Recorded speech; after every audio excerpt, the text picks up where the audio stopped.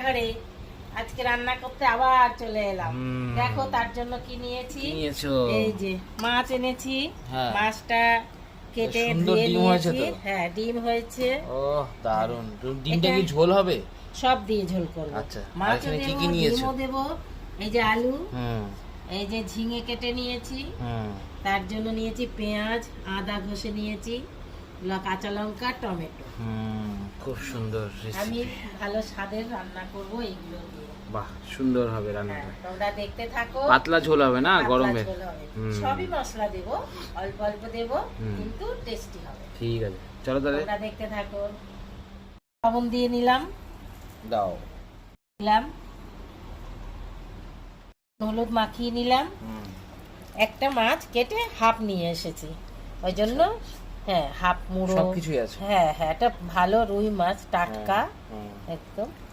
চলো, কড়াই গরম হয়ে গেছে। কড়াই গরম হয়ে গেছে, তেলটা দিয়ে দাও। তেল দিয়ে দিই, মাছগুলো দিয়ে দিলাম। হয়ে গেছে, তুলে নাও। হয়ে গেছে,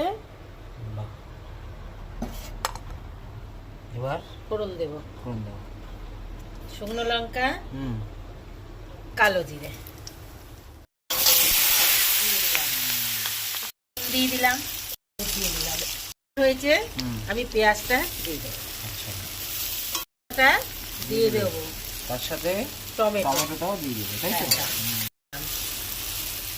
লঙ্কার গুঁড়ো দিলাম, এগুলো দিয়ে দেবো। এগুলো বেশি ভাজবো না, হবে ঝোল ঝোল। কাঁচা লঙ্কা গুলো আমার কষা হয়ে গেছে। হ্যাঁ, এবার জল দিয়ে দেবো। অল্পই জল দেবো, ঝিঙে তো দোনো দিনই, এই ঢেকে দিলেই নরম হয়ে যাবে। দারুণ ঝিঙে। তোমরাও এইভাবে খাবে, আলু ঝিঙে দিয়ে। জ্যান্ত মাছের, টাটকা মাছের ঝোল খুব ভালো হয়, খেলে খুব টেস্ট হয়। একদিন তোমরা সকলে করে খাবে, দেখবে। দিই ফুটুক নাকি? হ্যাঁ, ফুটুক। ঝোলটা ফুটে গেছে। হ্যাঁ, ঝোলে জাল এসে গেছে। আমি এবার মাছগুলো দিয়ে দেবো। দিয়ে দিই, মাছ পড়ছে ঝোলে, সেই হবে, সেই দারুণ টেস্ট হয়ে গেছে। একটু গরম মশলা দিয়ে সেই গন্ধ বেরোচ্ছে, সেই গন্ধ বেরোয়। নিয়ে দিলাম।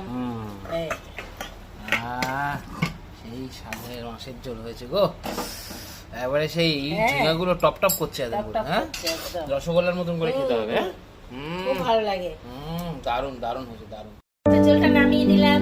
তোমাদের কেমন লাগলো দেখলে তো।